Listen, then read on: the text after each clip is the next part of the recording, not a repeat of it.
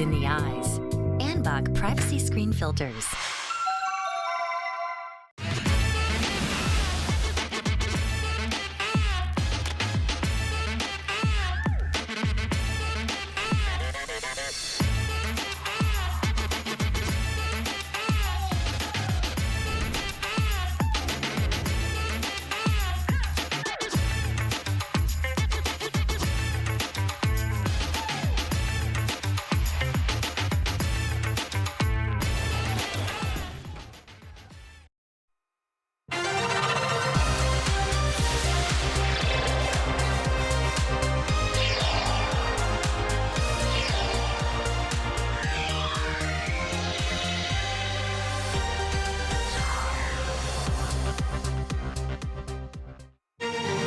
In our headlines on this Wednesday, November 27th, here in capital Seoul. Most parts of Korea woke up to a white winter scenery this morning, and heavy snow continues to fall as the evening commute back home begins. Meanwhile, a 60-day truce has been signed between Israel and the Iran-backed militant group Hezbollah to end more than a year of armed conflict in the region. Back here in South Korea, the number of newborns rebounds in the third quarter, soaring 8% on year to mark the highest annual rise in over a decade. Korea's first snow for this winter season began touching ground last night in capital Seoul today, so its highest amount of daily snowfall in over a century. Our Park Gun-woo reports. The first snow of the season fell heavy. On Wednesday, the Seoul Meteorological Observatory said the heaviest snow accumulation of the day was 16.5 centimeters at 7 a.m. That's the heaviest snow recorded on any day in November since 1907, when such observations were first made. The previous record was 12.4 centimeters in November 1972. Some places within the capital city, including Seongbuk-gu and Gangbuk-gu districts, even saw over 20 centimeters by 7 a.m. Here in Seoul, heavy snow that began last night is still falling this afternoon, and I'm currently standing in the middle of it. The roads are quite slippery and people are walking extra carefully to avoid slipping on sidewalks. It's hard to believe how much snow has fallen.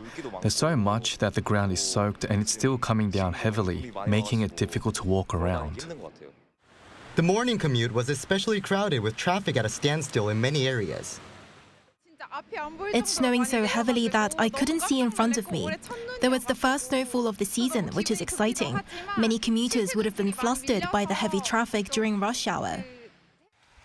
Other areas in the country, such as Gangwon-do province, also saw a lot of snow, leading to accidents, including a car crash on the Seoul-Yangyang Expressway that resulted in 1 person dead and 6 injured.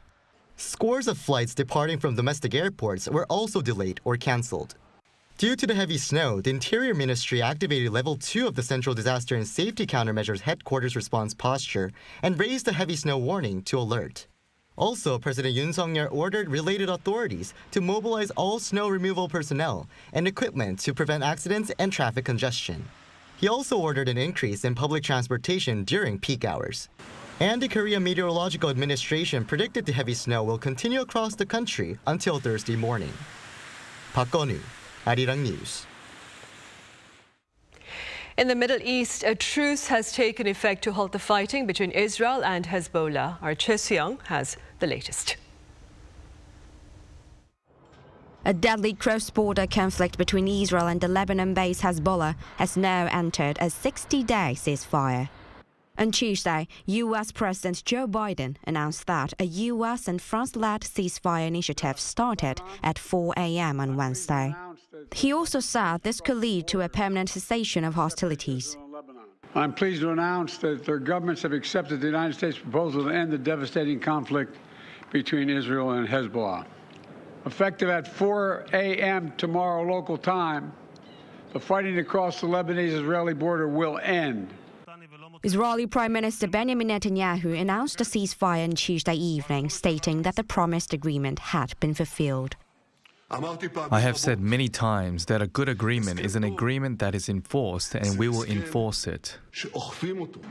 The Iranian government, which has long opposed Israel and supported the Lebanese-based militant group Hezbollah with weapons and funds, said it was pleased to welcome the ceasefire between the two sides. South Korea has also welcomed and thanked the country's diplomatic efforts involved in ceasefire negotiations. Following the agreement, Israel will withdraw its troops from southern Lebanon during the ceasefire period. Lebanese forces will reclaim control of areas currently held by Hezbollah. Hezbollah will remove its fighters and weapons from an area south of Lebanon's Litani River, established as the boundary following the 2006 Israel-Hezbollah war. Netanyahu emphasized that if Hezbollah breaks the ceasefire deal, he will strike back right away. Experts said that Hezbollah would focus more on its internal issues for now. So, multinational forces are going to be observing and trying to prevent anything that would violate the ceasefire. Right now, I think, even though it's always difficult to predict, but I think it seems like Hezbollah will probably lay low and focus on domestic concern. Meanwhile, Israel carried out an intensive airstrike in Beirut before the agreement went into effect. AFP reported that the Israeli military issued an evacuation warning in Beirut and conducted around 20 attacks on the outskirts of Beirut, targeting Hezbollah military bases. The 60-day ceasefire temporarily pauses fighting, the locals say has killed nearly 4,000 people since it started. Incheon, Arirang News. U.S. President-elect Donald Trump is reportedly weighing his options of resuming dialogue with North Korea's Kim Jong-un. Our Lee Soo-jin explains. U.S. President-elect Donald Trump's team is considering re-engaging with North Korean leader Kim Jong-un, which may lead to a diplomatic and political shift on the Korean peninsula. Reuters reported on Tuesday local time that two people familiar with the matter said that Trump's team is weighing the possibility of direct talks with Kim in the hope of lowering the risk of armed conflict. This comes as Trump appointed Alex Wong, who played a key role in his Singapore and Hanoi summits with Kim, as Deputy National Security Advisor, hiding speculation about a renewed interest in pursuing dialogue with North Korea. Trump met with the North Korean leader a total of 3 times during his first term, at the summit in Singapore in 2018, Hanoi in February 2019, and then a third impromptu meeting at the DMZ a couple months later on June 2019. The U.S. president-elect also hinted at his interest in talks between the U.S. and North Korea in his speech at the Republican National Convention in July, saying that he will get along with Kim if he takes office again. But there are still major hurdles to overcome before a U.S.-North Korea summit takes place. It's unclear whether North Korea would be willing to re-engage with Trump after 4 years of no direct dialogue between the North and the Biden administration, with Kim instead focusing on advancing North Korea's missile capabilities and relations with Russia. There are also more pressing foreign matters such as the war in Ukraine and the Middle East, as well as domestic issues that Trump has vowed to address from his first day in office. But with his team considering talks with North Korea during the transition period, a summit with Kim may be sought soon after the inauguration on January 20. If such a summit takes place, it will be crucial for South Korea to be included in order for security interests in the region to not be undermined, especially in regard to denuclearization. Lee Soo-jin, Arirang News. Back on the local front, findings for the third quarter show a rebound in the number of newborns, which rose 8% on year to mark the highest annual rise in over a decade. Our Moon Hye-ryun covers the latest findings. The number of births in South Korea saw a surprising rebound in the third quarter, surging at rates unseen in more than a decade. According to data released by Statistics Korea on Wednesday, the total number of births between July and September came to just over 61,000, surging by 8% compared to the same period last year. Such a year-on-year increase has not been recorded since the fourth quarter of 2012.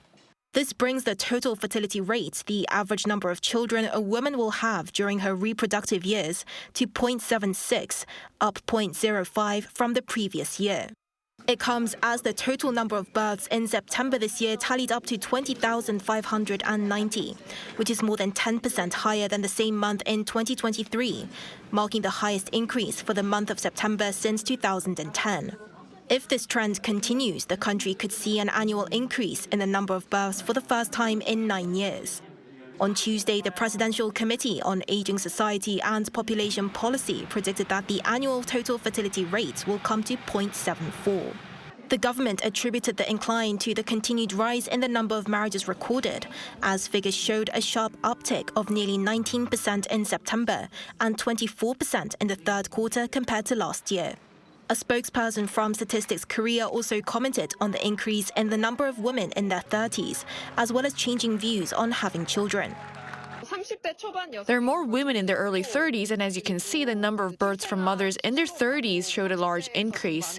And in a recent survey, we were able to find that views on having children are changing in a positive way, as did a survey taken by the Presidential Committee on Aging Society and Population Policy.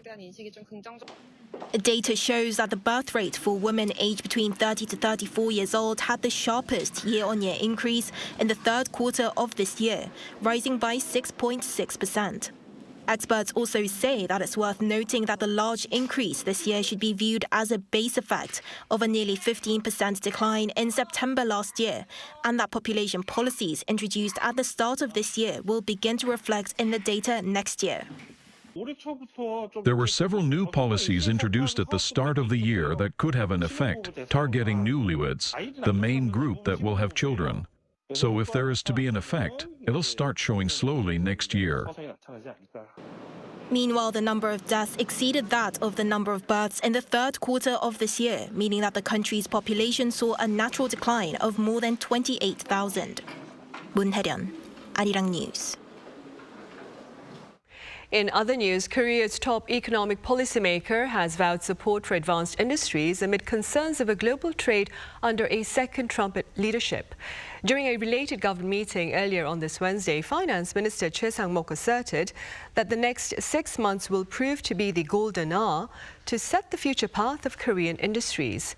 This being said, he spoke of plans to provide monetary support for chip equipment used at semiconductor clusters. The government will also work closely with the parliament for tax deductions for R&D and facility investments.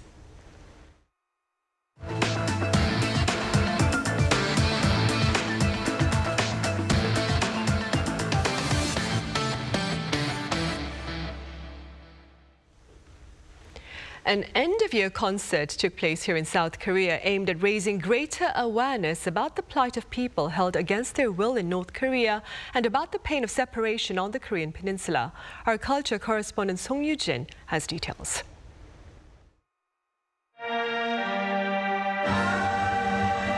8 Korean artists, 3 from the South and 5 originally from the North, unite on stage for the 2024 Healing Concert with 3 Forget-Me-Not Blossoms. Organized by the Ministries of Culture and Unification, the Canadian Embassy in Korea, and the Citizens Alliance for North Korean Human Rights, the event commemorated abductees, detainees, and Korean War prisoners still held in the North, as well as families separated by the war. This concert symbolizes hope for the safe return of those in the North, for separated families to reunite, and for the day we see a unified Korea. Culture connects us, even across borders, which is why our ministry took part in this event. Our ministry has been using the 3 Forget-Me-Not Blossom symbol, each blossom representing abductees, detainees and war prisoners, in campaigns to raise awareness. This concert adds a new dimension by involving artists, including North Korean defectors. Participating musicians from both sides of the border had a rare chance to sing from the same hymn sheet, performing as one to share a message of hope. I hope my voice brings comfort to the abductees, detainees, and separated families. Hearing about the risks people take to defect to the South is both humbling and heart-wrenching. To be able to perform together with them fills me with deep emotion. Having grown up in North Korea and now living in the South, I know the pain of leaving near home and family behind. I sincerely hope that those in the North who have been separated from their families in the South without even knowing if they're alive can soon be reunited. But this concert isn't just about looking back. It also aimed to shed light on the ongoing humanitarian crisis in the North. For decades, they've been enduring unimaginable human rights violations. We need more events like this to raise awareness and inspire action. I hope these voices of hope and solidarity reach those in the north. We have had an inaugural dialogue between our two countries on North Korean human rights. Music is a universal language, and I can't think of a more appropriate way of speaking to the universality of human rights as we approach International Human Rights Day later in December. It was an evening where music became a powerful voice for harmony, a balm for the wounds of Korea's division, and a beacon of hope for a future where no one is left behind. 송유진, Arirang News. Meanwhile, to the delight of fans worldwide, the main trailer and poster for Squid Game Season 2 have been released. The trailer shows the return of player 456, that is Ki-hoon, played by actor Lee Jung-jae, leading a new team against the deadly games. Ki-hoon returns to take revenge against the frontman, played by actor Lee Byung-hun, and to end the games for good. Netflix will begin streaming the second season of Squid Game the day after Christmas, that is on December 26th. Meanwhile, once the snowfall stops and the weather picks up here in the metropolitan area, do check out Seoul's top 10 hiking trails that offer some of the best scenic views of the city. Our An Sung-jin has a guideline.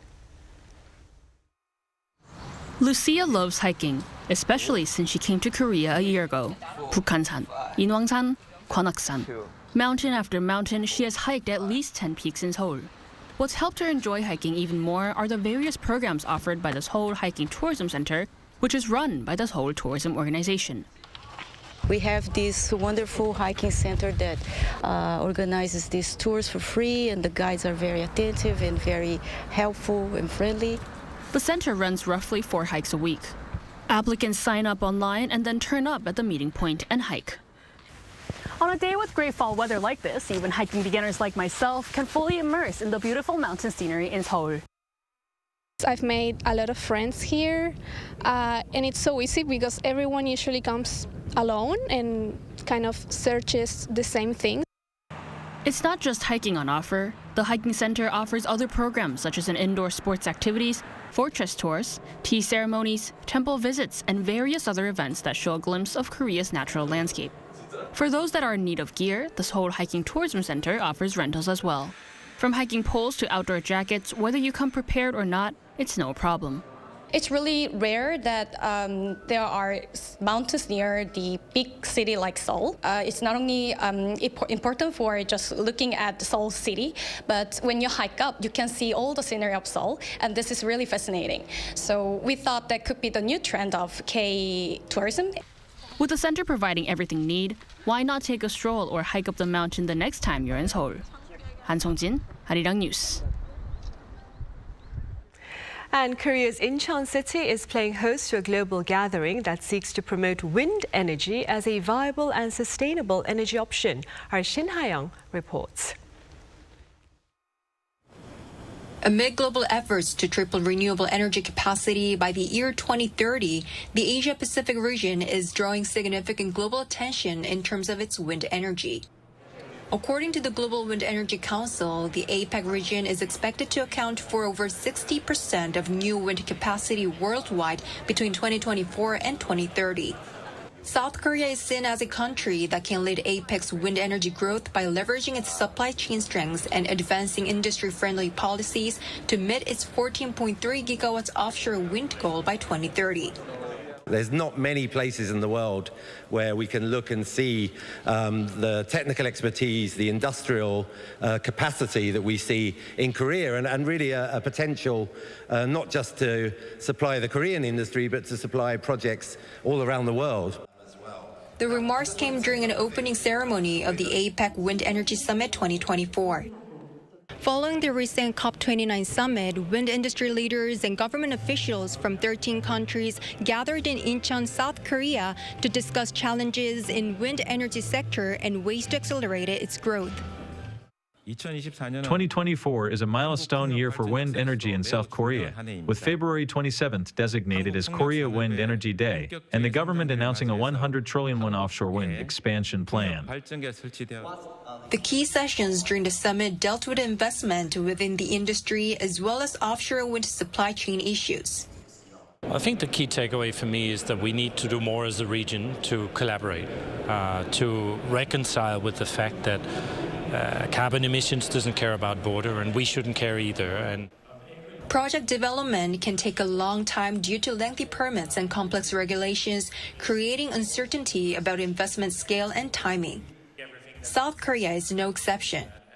Legislation to address these issues is under discussion in the National Assembly to drive growth in the wind industry.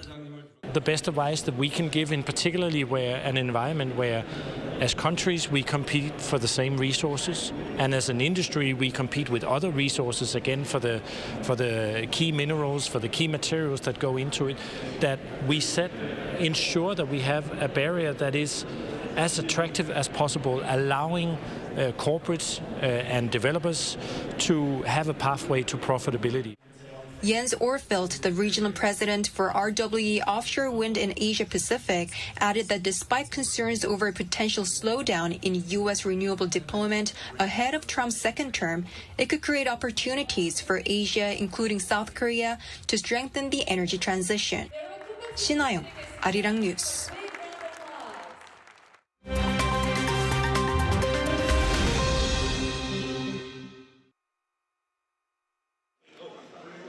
This is The World Now, bringing you the latest stories from around the globe. The diplomatic representatives of the G7 countries and the European Union released a joint statement at the end of the two-day meeting on Tuesday, where geopolitical issues took priority. The statement condemned Russia for its war of aggression against Ukraine, while promising continued support for Ukraine. Foreign ministers of Canada, France, Germany, Italy, Japan, the United Kingdom, the US, and the EU's representative began the joint statement with a strong condemnation of Russia's actions, including its irresponsible and threatening nuclear rhetoric. The statement also called North Korea's deployment of troops to Russia a serious concern, marking a dangerous expansion of the conflict. It added that North Korea's allies, including China, should uphold international law and oppose the action. The statement also welcomed efforts to secure a ceasefire deal between Israel and Hezbollah and highlighted the need to ensure sufficient aid reaches Gaza. In Pakistan, security forces launched a midnight raid on thousands of protesters who breached a lockdown in the capital Islamabad, demanding the release of the country's imprisoned former Prime Minister Imran Khan. According to local media, hundreds were arrested in chaotic scenes in the early hours of Wednesday.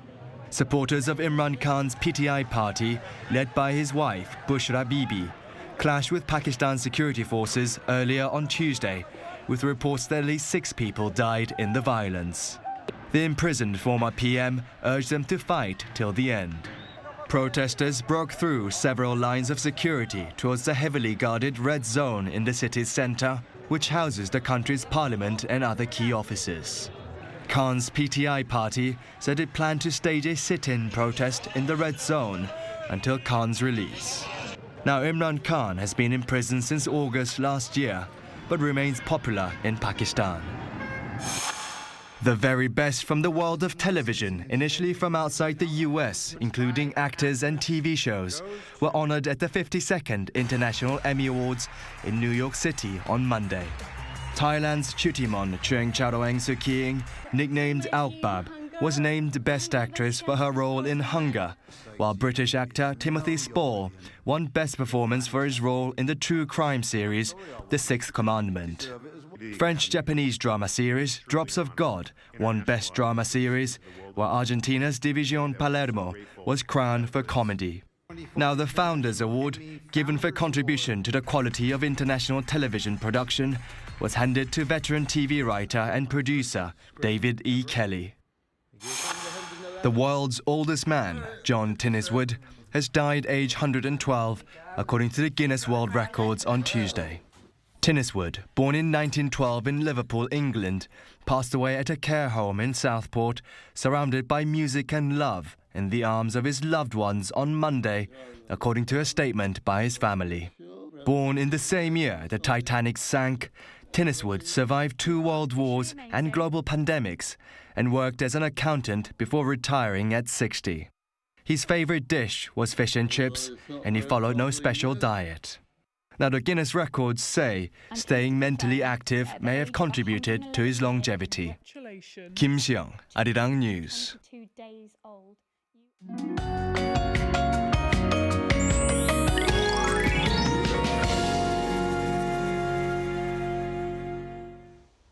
By 7 a.m. this morning, 16.5 centimeters of snow had accumulated in Seoul, recording the highest snowfall in November in 117 years. Currently, heavy snow warnings are issued for central and southern inland areas, as well as Seoul. More heavy snow is expected tonight. Until tomorrow, up to 20 centimeters of snow will fall in the southern parts of Gyeonggi-do Province and southwestern parts of Gangwon-do Province. As much as 10 centimeters of snow is also expected in Seoul metropolitan area, northwest Gangwon-do Province, 15 centimeters in Chungcheongbuk-do Province, and eastern parts of Jeollabuk-do Province. With snow falling everywhere, the morning will start at below 0 degrees in some areas. Seoul -2 degrees Celsius, Gyeongju -1.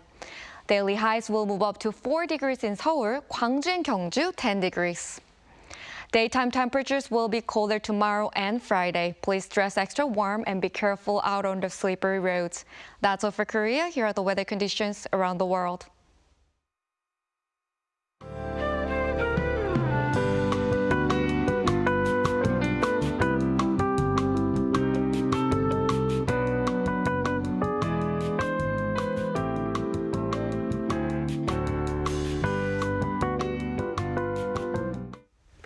Right, those are the headlines at this hour here in South Korea. Coming up right after this break is our daily panel session. And today we touch upon yet again the Trump administration's potential foreign policy.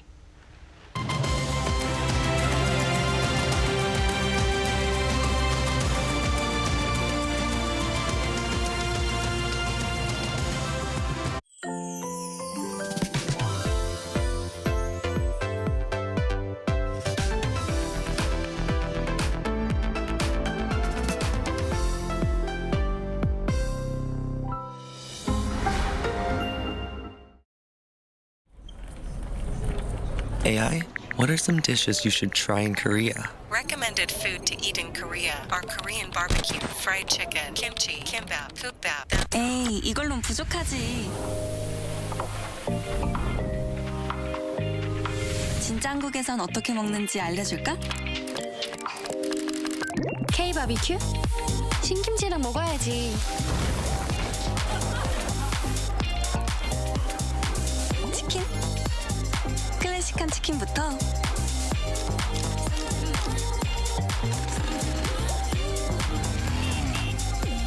한강뷰 치킨까지.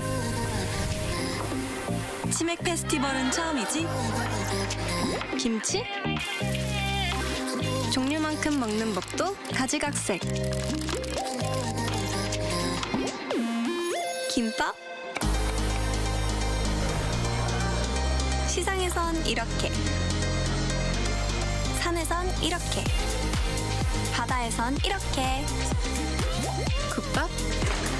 취향 따라, 입맛 따라. 마무리까지 완벽하게.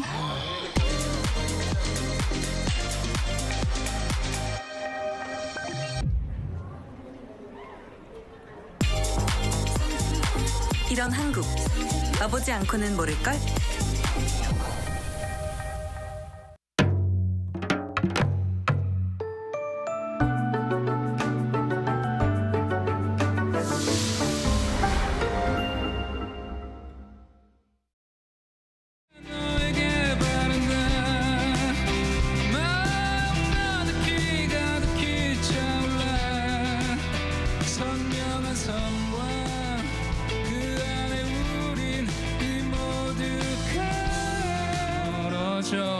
누구도 우리에게 질문을 하지 않는 처음 같은 곳으로 도망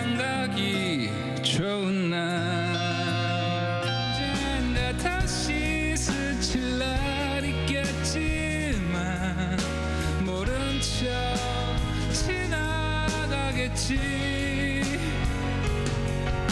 최선을 다한 넌 받아들이겠지만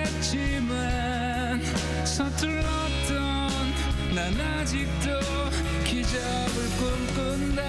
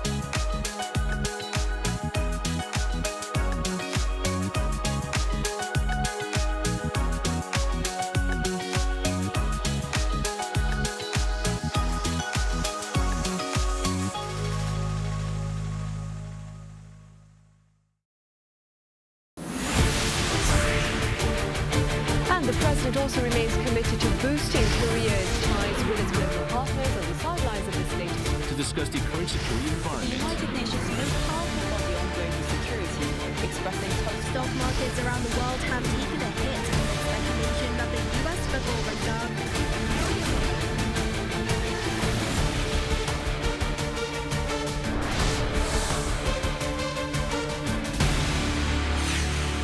Arirang. There is much speculation about the direction of the incoming Trump administration's foreign policy and its potential impact on global stability, keeping in mind the war in Ukraine as well as in Gaza and tensions here on the Korean Peninsula. We have more in Press Perspective today.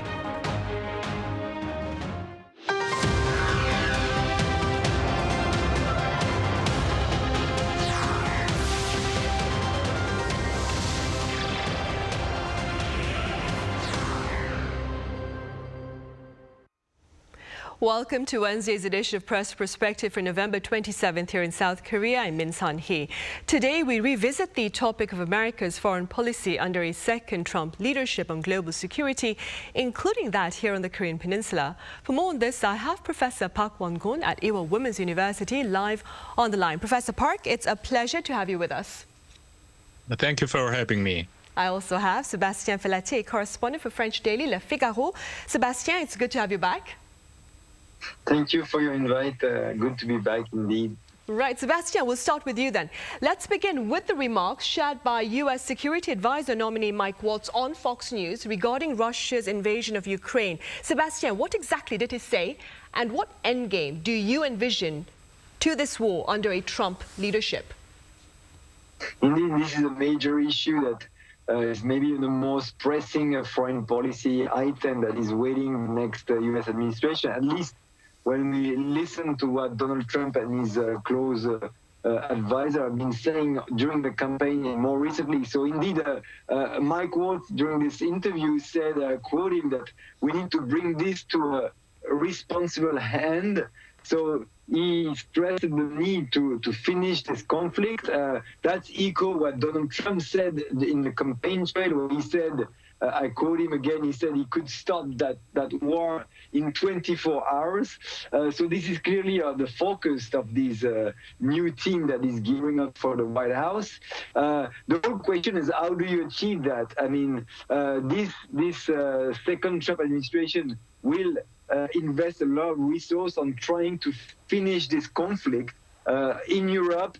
And the bigger picture here, the implication bigger for U.S. is to refocus its strength on the Asia-Pacific front and at countering China. So the whole question is, how do you do this And how do you deal with Vladimir Putin? Because in the end, it's all about this. Because it's one thing to say you want to finish a conflict, but you need to have it takes two to tango, and you need, of course, the Ukrainian to be on your side, but you also need Russia and Vladimir Putin to agree to a peace solution. And this is a big question: how is Donald Trump going to achieve that? We know that he has been in contact with Vladimir Putin. Allegedly, we know that there is some possibility of direct contact, and clearly this item is being discussed. The whole question is what kind of guarantee you can provide to Ukraine to convince them to sign up for a deal, to give up fight.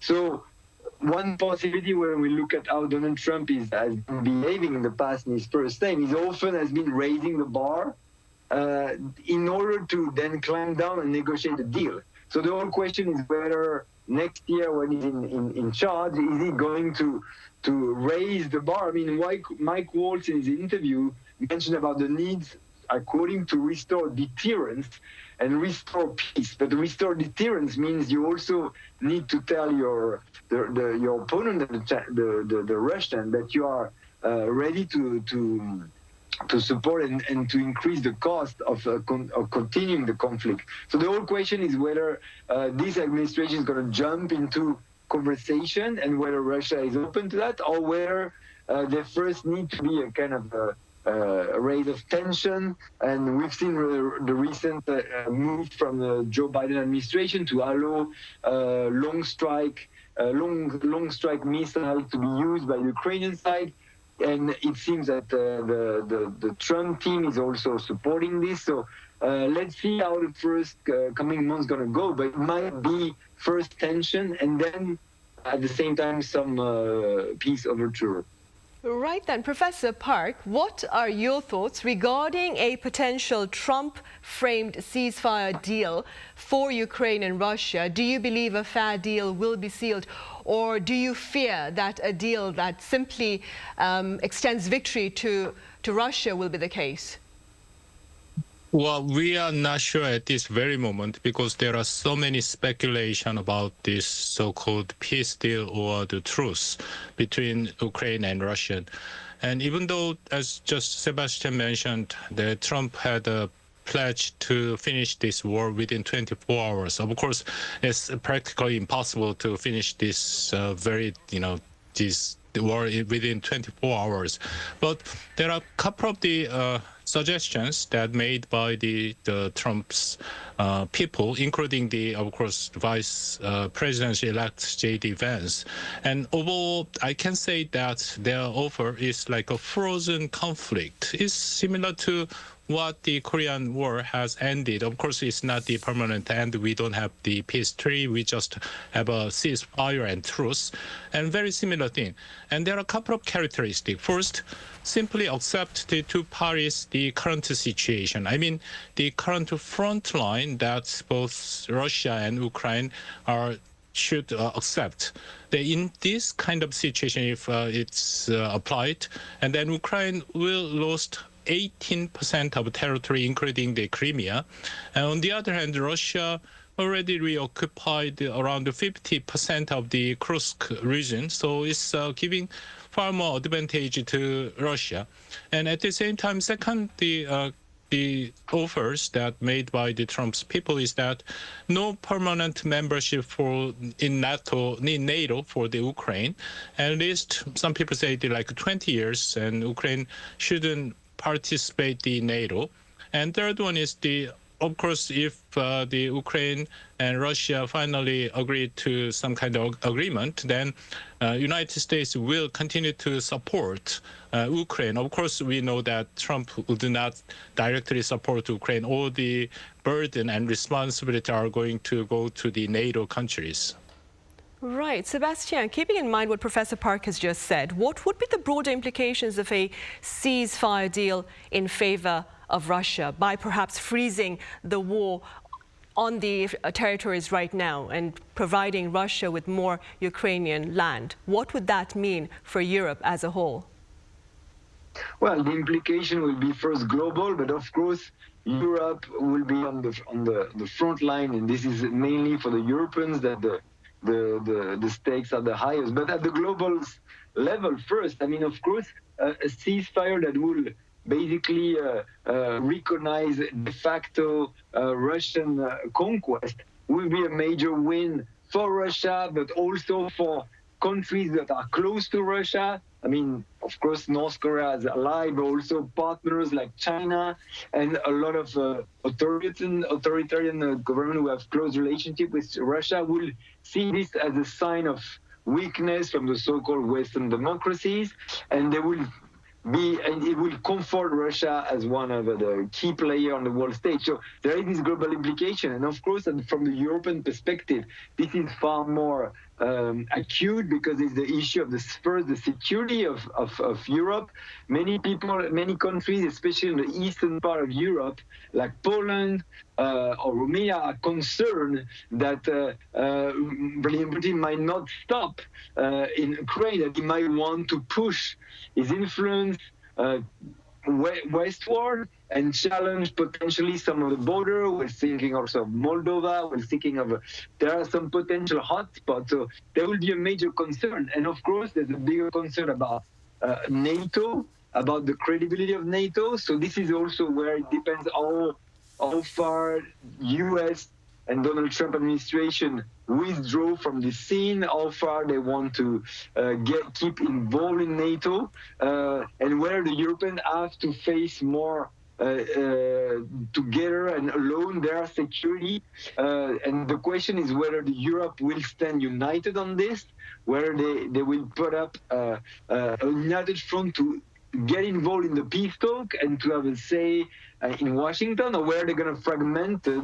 We've seen that within the EU there are different positions. Some countries like Hungary or Viktor Orban are very close to Trump and are more keen to have a soft deal for Russia, while of course France, Germany are more adamant and want to have a much more stringent agreement. So there's a big stress test for Europe, for NATO, and also for the EU in this negotiation, this potential negotiation. Right. Meanwhile, Professor Park, during the same interview with Fox News, Mike Waltz claimed, and I quote, South Korea is thinking about getting involved in Ukraine's counteroffensive against Russia. Now, this past weekend, Russia's foreign ministry warned South Korea against arming Ukraine, asserting that it would, and I quote again, respond in every way. Professor Park, what ways might Russia's response include, and how worried should we be? Well, I should answer a little bit differently, because you see, the cooperation between Russia and North Korea is a really daunting challenge and kind of an existential threat to South Korea. And especially, of course, there should be some compensation for the North Koreans' dispatch to Russia. And South Korea is really worried about these two things. First, Russia maybe already our South Korean government officials mentioned that, but South Korea maybe support some weaponry, and for example, like SS-300 anti-ballistic missile system or MiG-21 123 fighters, and or there's also speculation that Russia would give some kind of nuclear and missile technology to North Korea. Those are these very clear red line for South Korean security. So if Russia cross this red line, and then South Korea, we have no choice but to open all the possible options. That is, of course, including our supply to weapon to Ukraine war. So I said that Russia is the one who care about this whole situation, not to escalate further. And then I try to answer your questions. If Russia transfer the nuclear technology, and they implied for that one too, that is definitely such a negative impact on the 1968 the non-proliferation treaty. And you know that Russia is one of the 5 acknowledged country to possess the nuclear weapon, and then the NPT's ultimate goal is to denuclearize all the countries, and at the same time, those countries should not give any kind of the proliferation about their nuclear technology. So this is a very negative impact on the NPT and all the non-proliferation region for the world. Right, for sure. Sebastian, meanwhile, beyond Europe, we also have raging war in the Middle East between Israel and Hamas. Now, a truce has been signed between Israel and Hezbollah, but the fight against Hamas continues. That being said, Sebastian, what can you assume with regard to Trump's policy for the Middle East based on his list of nominees thus far? Well, I mean, Israel Prime Minister Benjamin Netanyahu was one of the first foreign leaders to congratulate Donald Trump for his victory. He's, of course, openly satisfied to see Trump back in the White House because he sees Trump as a strong supporter of Israel, and he hopes that he's going to get a full backing from Washington in the second term, and the appointment of the top team of Donald Trump speak in that direction, because we've seen that, of course, the appointment of Mike Waltz or the appointment of Elise Stefanik as the UN ambassador are all very pro-Israel people, and Mark Rubio also as foreign secretary. All these people have expressed very strong support for Israel, and these are, of course, welcome news in Israel, and this seems to signal a full support for the Jewish state, and a disappointment from the Palestinian side. Having said that, the big question is how far Donald Trump is going to support Israel against Iran, and the big question is whether he's going to allow Israel to strike Iran and potentially strike Iran nuclear facilities. This is the big elephant in the room at the moment. We know that Iran has been making huge progress on its enrichment, on its uranium nuclear program, in the last few years. So the question is, how do you solve that? Some people in Israel want to strike. So far, the U.S. have been concerned to give this green light because they are concerned of inflaming the entire region. So this is the big dilemma Trump is facing. He's probably inclined to give his go-ahead, but at the same time, it might trigger a major deflagration.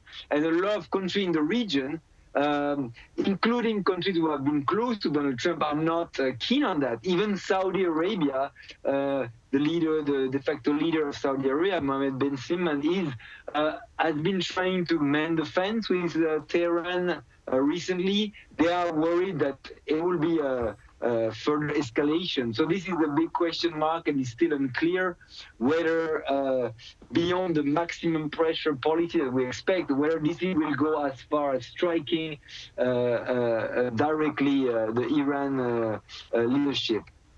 Right, and Professor Park, keeping in mind the concerns shared by Sebastian, what are your prospects regarding Mr. Trump's Middle East policy in terms of the war between Israel and Hamas, and with regard to containing Iran then?